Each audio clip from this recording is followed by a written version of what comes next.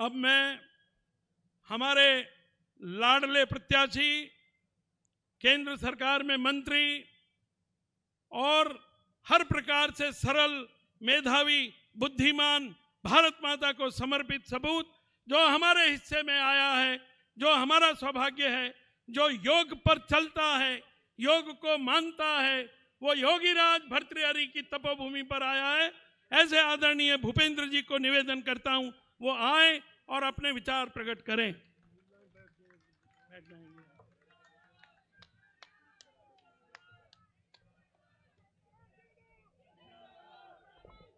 भारत माता की, भारत माता की।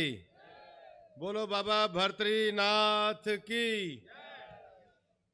मंच पर उपस्थित राजस्थान के यशस्वी मुख्यमंत्री सम्मान्य भजनलाल जी, और चूंकि उनको भी आगे जाना है और नामांकन का समय हो रहा है, इसलिए बाकी पूरे मंच को मैं सम्मान के साथ सम्मानित मंच कहूंगा। और इतनी बड़ी संख्या में नामांकन पर आशीर्वाद देने आए मेरे अलवर के, मेरे परिवारजन, मेरे बुजुर्ग, माताएं, बहनें और नौजवान साथियों, आपको हाथ जोड़ के प्रणाम करता हूं, आपका बहुत बहुत अभिनंदन करता हूं।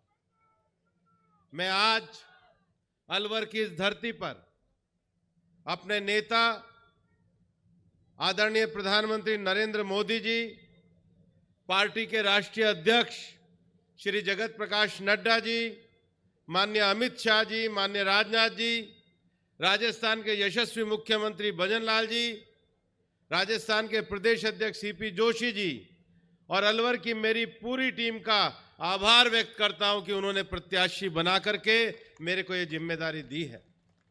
और आज आपके सामने मैं जानता हूं कि अलवर की जिस धरती से मुझे पार्टी ने प्रत्याशी बनाया है, ये ऋषि मुनियों की धरती है। ये भर्तृनाथ, बाबा भर्तृनाथ की तपोभूमि है। ये बाबा मोहन राम की धरती है। ये बाबा खेतानाथ की धरती है। ये बाबा लालदास की धरती है। अलवर की इस धरती को मैं अपना संकल्प देता हूं कि माननीय प्रधानमंत्री ने जो भरोसा मुझे अलवर की जनता की सेवा करने के लिए दिया है, मैं 24 घंटे आपके बीच में रह करके आपकी सेवा का संकल्प लूंगा। लोग मुझसे पूछते हैं कि आज आपके पास अलवर के लिए क्या सपना है। मैं ये मानता हूं कि प्रधानमंत्री नरेंद्र मोदी जी की जिस गारंटी को लेकर के हम चुनाव लड़ रहे हैं, नरेंद्र मोदी जी की उस गारंटी को लेकर के अलवर के पानी और रोजगार के समाधान के लिए मैं आपके बीच में उपस्थित रहूं। मैं ये जानता हूं, एक तरफ हमारे यहां भिवाड़ी और नीमराणा का देश का सबसे बड़ा इंडस्ट्रियल एरिया है और दूसरी तरफ बाबा भर्तृनाथ की तपोभूमि और सरिस्का का दुनिया का सबसे बड़ा पर्यटन का क्षेत्र है। एक तरफ हमारे यहां पर किसान जो बहुत अच्छी फसल उपजाते हैं और माननीय मुख्यमंत्री जी दूसरी तरफ डार्क जोन है। मैं आज आपका अभिनंदन करना चाहता हूं कि आपने अलवर की और पूर्वी राजस्थान की समस्या को पहचानते हुए जो ईआरसीपी का कार्य किया है, ये आपका यशस्वी कार्य अलवर की डार्क जोन की प्यास को बुझाने का काम करेगा। यहाँ के वाटर रिसोर्स का पूरा यूटिलाइजेशन करने का काम करेगा। मैं आपको ये कहना चाहता हूं कि 10 साल में प्रधानमंत्री नरेंद्र मोदी जी की गारंटी हमारे दिलों में है। हम जानते हैं कि प्रधानमंत्री नरेंद्र मोदी जी की गारंटी यानी गारंटी पूरी होने की गारंटी है। प्रधानमंत्री नरेंद्र मोदी जी की गारंटी यानी अयोध्या में भव्य राम मंदिर का निर्माण के 5 सदियों के इंतजार को खत्म करने का विषय है। 7 दशक बाद हमने करतारपुर साहब की राहदारी खोली। 7 दशक के बाद देश में आर्टिकल 370 से मुक्ति दिलाई। 7 दशक के बाद 1 रैंक 1 पेंशन को लागू किया। 3 दशक के बाद लोकसभा में महिलाओं को आरक्षण दिया। 3 तलाक की बुराई के विरुद्ध कानून बने। नेशनल वॉर मेमोरियल का निर्माण कराया। अंडमान में नेताजी सुभाष चंद्र बोस और परमवीर विजेताओं के नाम पर द्वीपों का नामांतरण किया और बाबा साहब अंबेडकर के पंचतीर्थ बनाने का काम ये नरेंद्र मोदी जी ने अपने शासनकाल में किया। माननीय मुख्यमंत्री जी, 10 साल के शासनकाल में माननीय नरेंद्र मोदी जी की गारंटी के कारण हमने जो गुरुद्वारे के लंगर की वस्तुएं हैं वहां से जीएसटी को हटाया, स्वर्ण मंदिर के लिए एफसीआरए रजिस्ट्रेशन को सुनिश्चित किया, देश के रक्षा क्षेत्र के कई बड़े काम हुए, वायुसेना के राफेल जैसे एडवांस एयरक्राफ्ट हिंदुस्तान को मिले। दूसरी तरफ लाखों विश्वकर्मा परिवारों को किसी ने नहीं पूछा, प्रधानमंत्री ने विश्वकर्मा योजना बनाई और देश में पिछड़ों के सबसे बड़े जो नाई समाज से आते थे ऐसे विश्वकर्मा परिवार के कर्पूरी ठाकुर को भारत रत्न मिला और हमारे किसान नेता चौधरी चरण सिंह को भारत रत्न मिला। ये सम्मान देने का काम प्रधानमंत्री नरेंद्र मोदी जी ने किया। माननीय मुख्यमंत्री जी, प्रधानमंत्री जी की गारंटी ने 15 नवंबर को जनजाति समाज के गौरव दिवस के रूप में घोषित किया और 14 अगस्त को विभाजन विभीषिका दिवस के रूप का निर्णय हमारी सरकार ने लिया।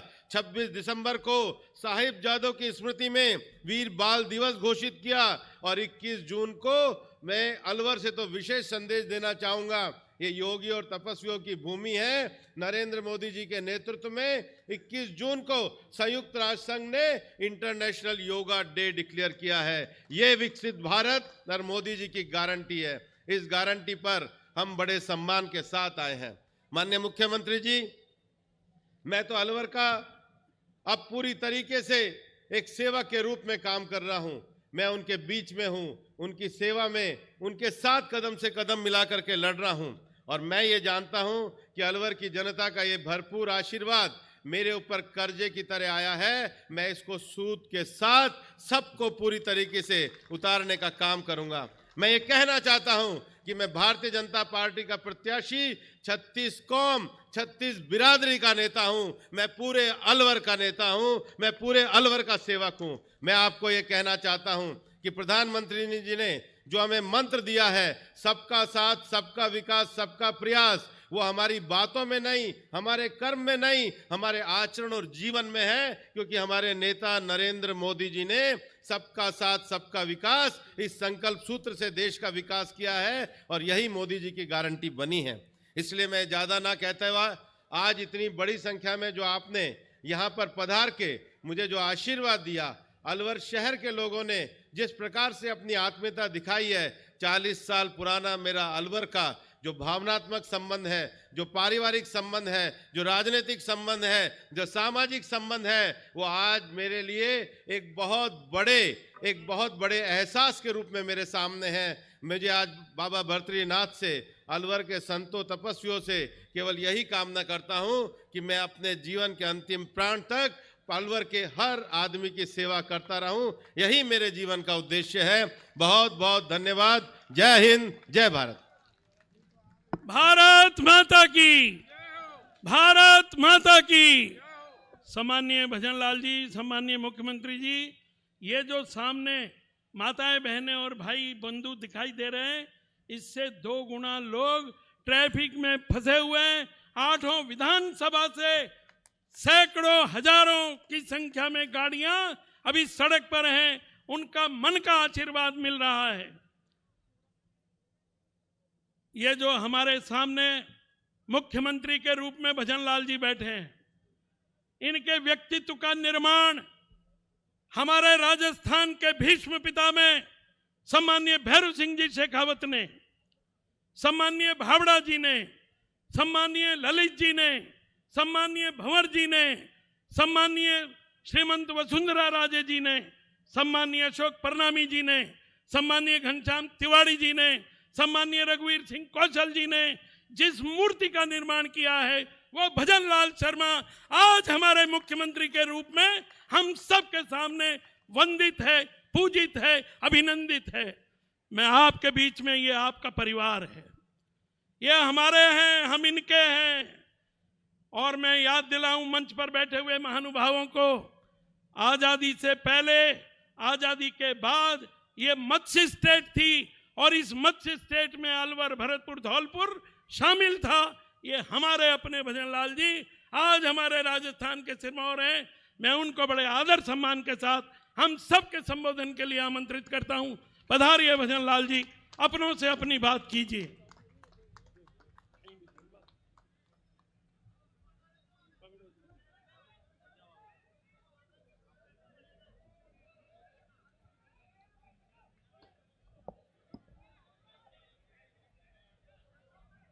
बोलिए भारत माता की। पूरा कंपनी बाग भरा हुआ है और आवाज कहां तक जानी चाहिए? और गिरिराज जी तक आवाज जानी चाहिए ना, ज्यादा दूर थोड़े हैं गिरिराज जी। बोलिए भारत माता की, भारत माता की, भारत माता की। आज के इस हमारे पार्टी के वरिष्ठ नेता लगातार कई बार राष्ट्रीय मंत्री, राष्ट्रीय महामंत्री रहे, देश के विभिन्न प्रदेशों के प्रभारी रहे, चुनाव के प्रभारी रहे और आज हमारे केंद्रीय मंत्री के रूप में हमारी केंद्र की सरकार में अपना दायित्व निर्वहन कर रहे राज्यसभा के सांसद और अलवर के प्रत्याशी सम्माननीय भूपेंद्र जी यादव का जोरदार ताली बजा करके आप स्वागत और अभिनंदन करें, क्योंकि ये अलवर की जनता का बहुत बड़ा सौभाग्य है कि ऐसा व्यक्तित्व आपके बीच में केंद्र ने हमको और आपको भेजा है, जिसने कि पूरे देश में, पूरे देश के कई प्रांतों में राजनीति का उनको हर क्षेत्र का अनुभव है।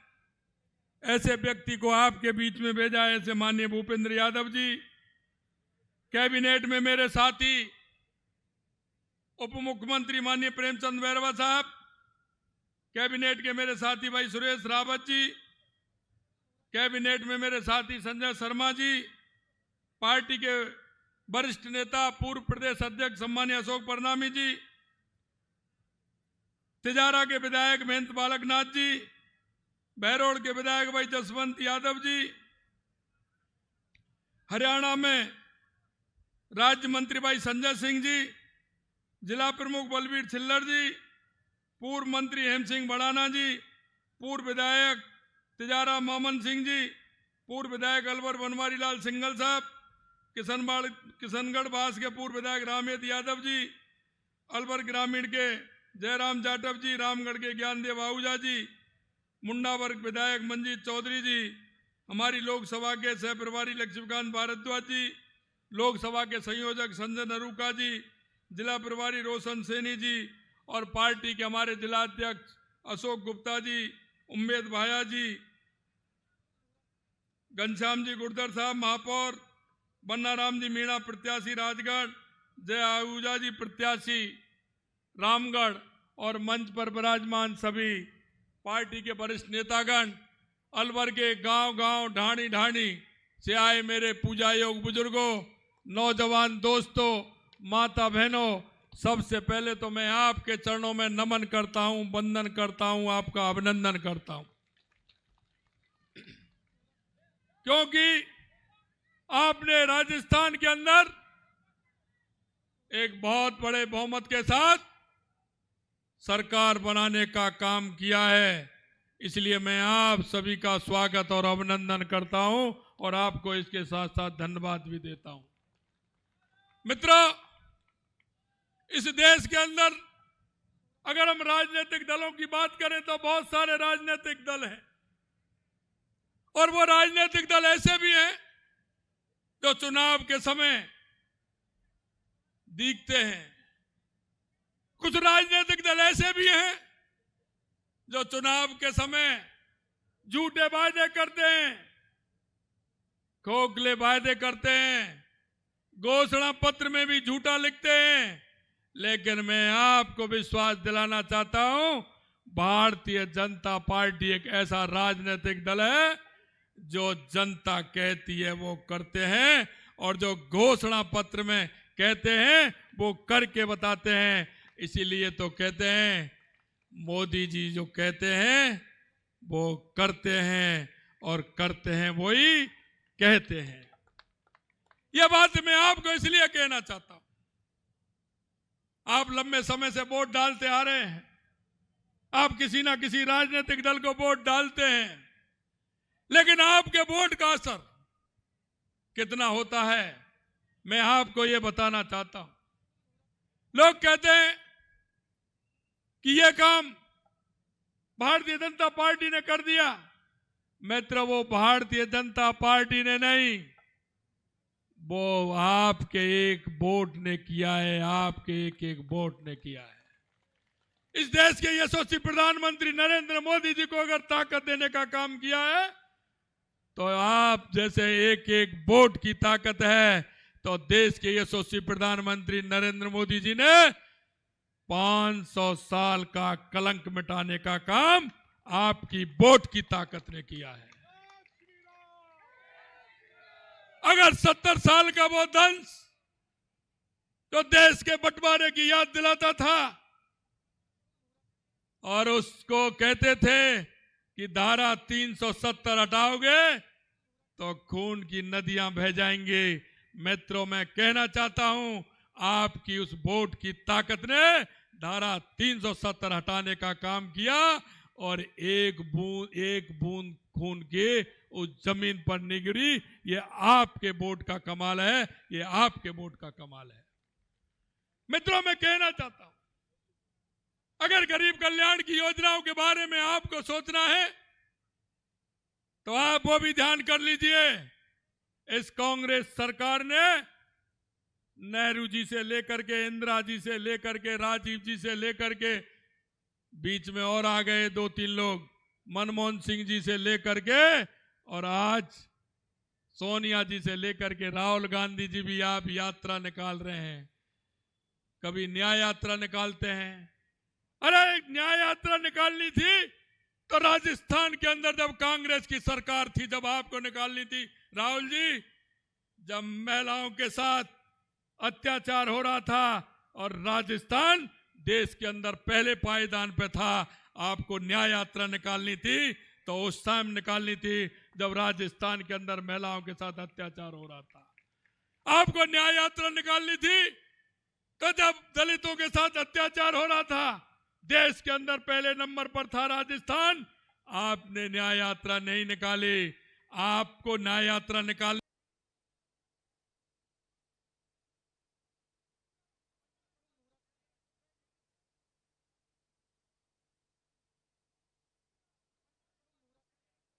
जब कांग्रेस ने वो वायदे पूरे नहीं किए तो आपको न्याय यात्रा इस राजस्थान के अंदर निकालनी थी। कभी निकालते हैं भारत जोड़ो यात्रा। अरे भारत जोड़ो यात्रा क्या निकालेगी कांग्रेस और क्या निकालेंगे राहुल गांधी? मैं राहुल गांधी जी से कहना चाहता हूं, अपने जरा पूर्वजों को याद कर लें और उनको देख लें। अगर विभाजन तो करने का काम किया तो आपके परिवार ने किया। गहलोत साहब कहते हैं, गहलोत साहब आपको सिर्फ अपने बेटे की चिंता है, सोनिया जी को राहुल की चिंता है, इस देश के और प्रदेश के बेटों की चिंता आपको नहीं है। अगर इस प्रदेश के बेटों की चिंता होती, उस समय जब नकल हो रही थी, नकल 19 पेपर में से 17 पेपर नकल के किए थे, अगर चिंता आपको राजस्थान के बेटों की होती तो आज हमारी एसओजी काम कर रही है, वो आपके समय भी काम करती दिखती। आज जिस तरह की स्थिति आपने इस प्रदेश की बनाई है वो आप देख सकते हैं।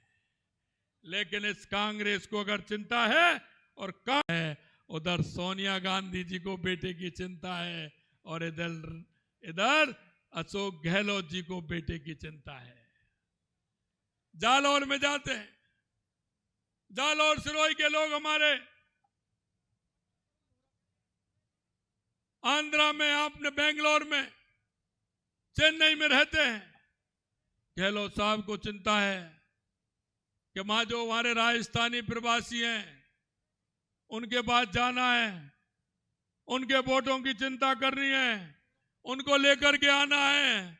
गहलोत साहब, मैं कहना चाहता हूं उन प्रवासियों को भी अगर राजस्थान में सुविधा देने का काम किया तो इस भारतीय जनता पार्टी की सरकार ने किया है। और आज भी वो मानते हैं तो देश के यशस्वी प्रधानमंत्री नरेंद्र मोदी जी पर विश्वास करते हैं, भारतीय जनता पार्टी पर विश्वास करते हैं। मित्रों, मैं आपसे कहना चाहता हूं, ये 5 साल कांग्रेस की सरकार रही, एक भी काम अगर किया हो तो बता दें। मैं लेकर के आया हूं, मेरे पास समय कम है थोड़ा, लेकर के आया हूं, अलवर के काम लेकर के आया हूं।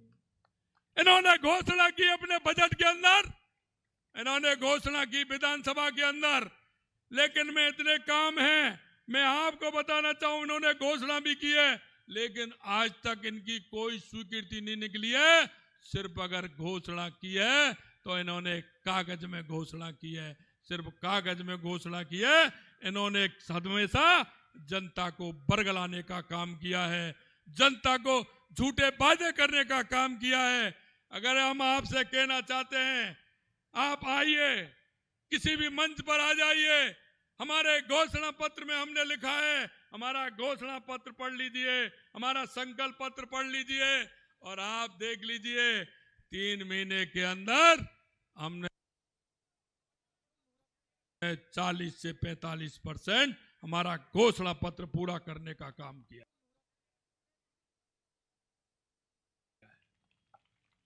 हमने जनता के बीच में कहा था कि युवाओं के साथ जो कुठाराघात हुआ है, युवाओं के साथ जिस तरह से इन्होंने युवाओं को छलने का काम किया है, युवाओं के आंखों में आंसू जिन्होंने लाए हैं, हमने कहा था कि हम SIT गठित करेंगे और एक एक चाहे कोई कितना भी बड़ा व्यक्ति हो, हम उसको किसी भी कीमत पर नहीं बख्शेंगे। हमने 15 दिसंबर को शपथ ली, 16 दिसंबर को SIT गठित की और आज 65 लोग जेल के भीतर सलाखों में हैं। गहलोत साहब, यही वही SOG है, वही SOG काम कर रही है। आपके जमाने में कहां थी? वही अधिकारी हैं, लेकिन 65 लोगों को गिरफ्तार करने का काम किया है। हमने कहा इस प्रदेश हमारा शक्ति और भक्ति का प्रदेश है, हमारा शांति का प्रदेश है। यहां गैंगवार, हमारे प्रदेश में कोई जगह नहीं है गैंगवार के लिए। लेकिन लोग आते थे, उद्योगपतियों को फोन करते थे, धमका करके जाते थे, कहीं कहीं गोली चला के जाते थे, गैंगवार होती थी। हमने कहा यहां हम नहीं होने देंगे, किसी भी प्रकार की गुंडागिर्दी हम यहां नहीं चलने देंगे। हमने एंटी गैंगस्टर फोर्स का निर्माण किया और हम कहना चाहते हैं राजस्थान के अंदर कि भी किसी भी गैंगस्टर का या किसी गुंडे की अशांति राजस्थान के अंदर नहीं चलेगी। राजस्थान के अंदर चलेगा तो कानून का राज चलेगा, कानून का राज चलेगा, ये हम बताना चाहते हैं। मित्रों, मैं आपसे कहना चाहता हूं, क्योंकि मेरे को दूसरे स्थान पर भी जाना है, करौली मुझे पहुंचना है।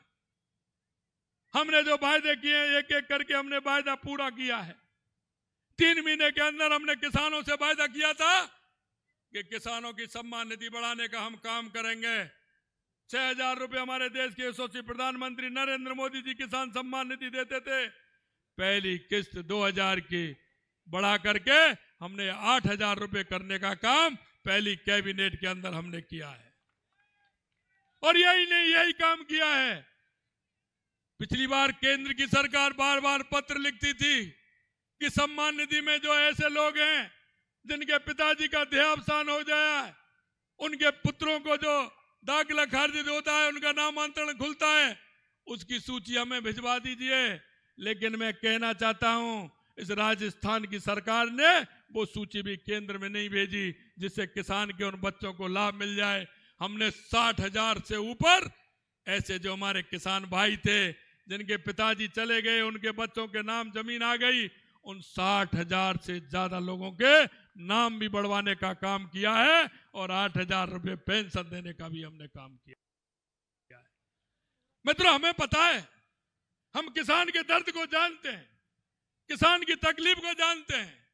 हमने कहा हमारा पूर्वी राजस्थान पानी से विचलित रहता था। पहले तो हमारे यहाँ नदियां आती थी, हम पानी से परेशान थे, लेकिन हम 30 साल से देख रहे हैं ये पूर्वी राजस्थान पानी के लिए परेशान है। इन्होंने कहा गई ईआरसीपी की योजना, गहलोत साहब कोई भी बजट आता था उसमें ईआरसीपी की जिक्र किए हुए नहीं माने। कोई भी विधानसभा के अंदर आए ईआरसीपी की उन्होंने जिक्र की, लेकिन कभी जिक्र की फिक्र नहीं की। इन्होंने ईआरसीपी को लटकाने का भटकाने का काम किया। इन्होंने कभी ईआरसीपी की तरफ ध्यान नहीं दिया। और इन्होंने जब एक बार पत्र लिखा कमलनाथ जी को, तो कमलनाथ जी उल्टे कोर्ट में चले गए और उन्होंने कहा कि मैं इसके लिए सहमत नहीं हूं, मैं इसकी सहमति नहीं दे सकता। इन्होंने उल्टा उसे कोर्ट में लटका दिया। अरे मित्रों, मैं आपसे कहना चाहता हूं, हमारी केंद्र में सरकार, हमारी मध्य प्रदेश में सरकार, राजस्थान में जैसे ही सरकार आई, हमें पता था कि हमारी ईआरसीपी की योजना हमारी जीवन दायिनी योजना है।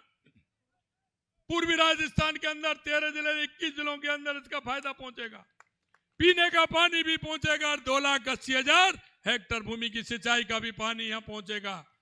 हमने माननीय यशस्वी प्रधानमंत्री जी से निवेदन किया, माननीय प्रधानमंत्री जी ने तुरंत उसको प्रसंज्ञान लेकर करके हमारे मध्य प्रदेश के मुख्यमंत्री जी से कहा, हमारी केंद्र की सरकार से कहा कि राजस्थान के हिस्से का पानी मिलना चाहिए, यहाँ के 13 जिलों के लोगों को पानी मिलना चाहिए। हमारे 13 जिलों के पानी के लिए हमने हमारे मुख्यमंत्री मोहन यादव जी से कहा। मोहन यादव जी ने कहा कि समय आइए, इसके लिए समझौता करेंगे। एक दिन हमारे अधिकारी बैठे, हमने मोहन जी से कहा आ जाइए, दिल्ली में बैठेंगे, बातचीत करेंगे, इसका समझौता होगा। उन्होंने कहा कि नहीं, मैं पहले जयपुर आऊंगा, आपको लेकर के जाऊंगा, दिल्ली में समझौता कराऊंगा। और वो दिल्ली के अंदर समझौता हुआ और आज हमारी वो योजना की डीपीआर बनना प्रारंभ हो गया और उसकी जमीन का एक्वायर होना।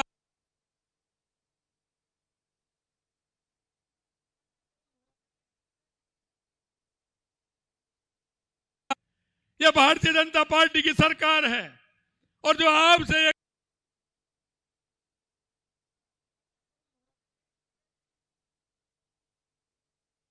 एक वायदा किया है, मैं आपको विश्वास दिलाना चाहता हूं, हम आपके एक एक वायदे को पूरा करेंगे। कांग्रेस के लोग कहते थे, क्योंकि मुद्दा हमने उठाया, सभी प्रदेशों में वेट घटा दिया, लेकिन राजस्थान में डीजल पेट्रोल सबसे महंगा था। हमने देखा, जब हम इसके लिए बैठे और हमने देखा कि राजस्थान में कितनी अनियमितताएं चल रही है। हमारे राजस्थान के अंदर 5.5 रुपए का अंतर, डीजल और पेट्रोल में 5.5 और 6 रुपए का अंतर आ रहा था। हमने कहा ये कैसा है। हमने उस अंतर को भी संतुलित करते हुए हमने वैट भी 2% घटाया और उस संतुलन को भी किया, क्योंकि गंगानगर के अंदर 7.25 रुपए पेट्रोल घटा तो 6.5 रुपए डीजल घटने का काम किया। 3-3.5 रुपए से लेकर के और 7.5 रुपए तक हमने डीजल पेट्रोल घटाने का काम राजस्थान की जनता के लिए किया। मित्रों, मैं आपसे निवेदन करना चाहता हूं, जिसके मन में इच्छा शक्ति होती है, जो काम करना चाहता है, निश्चित रूप से वो काम करता है। और हमारी पार्टी, हम गणेश को, गरीब को गणेश मान करके पूजा करते हैं और ये हमेशा गरीब के साथ धोखा करते हैं। मैं आपसे इतना ही निवेदन करना चाहता हूं, अलवर के अंदर हमको ऐसा नेतृत्व मिला है, ऐसे सांसद का हमें प्रत्याशी बनाया है जो पहले से ही उनकी पूरे देश के अंदर छवि है। मैं आपसे यही निवेदन करना चाहता हूं मित्रों, कि राजस्थान के अंदर लगातार हम 2 बार से 25-25 सीट जीत रहे हैं। 14 में भी जीते, 19 में भी जीते। हमें विश्वास है अब की बार भी हम 25 सीट जीतेंगे। लेकिन एक भी बूथ ऐसा नहीं हो, एक भी बूथ ऐसा नहीं हो जिसमें भारतीय जनता पार्टी की विजय नहीं हो। एक एक बूथ पर भारतीय जनता पार्टी विजय हो। और अलवर के अंदर मैं ज्यादा टास्क देना चाहता हूं। मुझे पता है ये राठ का एरिया है और ये राठ के लोग जब ठान लेते हैं तो इनका कोई कुछ नहीं बिगाड़ सकता। ये राठ की धरती है और राठ के लोग जब प्रतिज्ञा करते हैं तो उसे पूरी करके रहते हैं। यहां से कम 6 लाख वोटों से ज्यादा माननीय भूपेंद्र यादव जी को आपको जिताना है। और मैं कहना चाहता हूं आपसे कि अलवर ने अब तक चुने होंगे, लेकिन जब भूपेंद्र यादव जी को चुनोगे तो आप ही अपने आप में कहोगे कि हम तो इतना बड़ा काम करने वाले एक सांसद के रूप में नहीं, जो आज आप देख रहे हैं उसी रूप में जब देखेंगे। मैं आपसे यही कहना चाहता हूं मित्रों, हमको एक एक बूथ पर जाना है। एक एक बूथ पर जाते हुए हमें भारी बहुमत से 6 लाख वोटों से ज्यादा हमें माननीय भूपेंद्र जी को जिताना है। ऐसा मैं आप सभी से निवेदन करना चाहता हूं। आज आप इतनी बड़ी संख्या में आए, एक साथ इतने दर्शनों का लाभ मेरे जैसे छोटे कार्यकर्ताओं को मिला है। मैं आप सभी को पुनः नमन करता हूं, वंदन करता हूं और आप सभी का धन्यवाद करता हूं। भारत माता की, भारत माता की, भारत माता की। भारत माता की, भारत माता की, बल भर्तृहरि बाबा की, बल गिरिराज महाराज की, बल पूंछरी के लोठा की। भारतीय जनता पार्टी जिंदाबाद, जिंदाबाद जिंदाबाद, बीजेपी जिंदाबाद। जिंदाबाद जिंदाबाद। आप सभी का आशीर्वाद लेकर हमारे प्रत्याशी आदरणीय भूपेंद्र यादव जी, हमारे यशस्वी मुख्यमंत्री भजनलाल शर्मा जी के साथ कलेक्ट्रेट में जा रहे हैं नामांकन भरने के लिए। हम सब की आशीष, हम सब का आशीर्वाद, हम सब की शुभकामना, हम सब की मंगल कामना भूपेंद्र जी के साथ है। और यशस्वी मुख्यमंत्री भजनलाल शर्मा यश कमाए। हमारे जय आहूजा जी के नेतृत्व में चंद्रपाल जी भारद्वाज, जिन्होंने आज भारतीय जनता पार्टी में विश्वास व्यक्त करते हुए भारतीय जनता पार्टी को ज्वाइन किया है, उनका हार्दिक अभिनंदन है, स्वागत है। जय हिंद, जय भारत, धन्यवाद। इनका भी अभिनंदन कर दो, आयोग का भी चलो। सभा हुई है, नामांकन सभा, जिसमें मुख्यमंत्री भजनलाल शर्मा ने अपना संबोधन दिया, वहीं भूपेंद्र यादव ने भी अपनी बात रखी, वहीं बाबा बालकनाथ मौजूद रहे। और जब सीएम भजनलाल शर्मा ने अपनी बात रखी तो उन्होंने बताया कि कैसे जो जनता के लिए कार्य है वो इस सरकार में हो रहे हैं। खास तौर पर पेपर लीक का जिक्र बार बार हो रहा है, वहीं ARCP को लेकर भी जिक्र किया गया। तो वहीं जो यमुना जल है उसका जिक्र भी यहाँ किया गया और कैसे जो राजस्थान वासियों की प्यास है वो बुझेगी, उसके लिए कार्य किया जा रहा है, इसके बारे में भी बताया गया।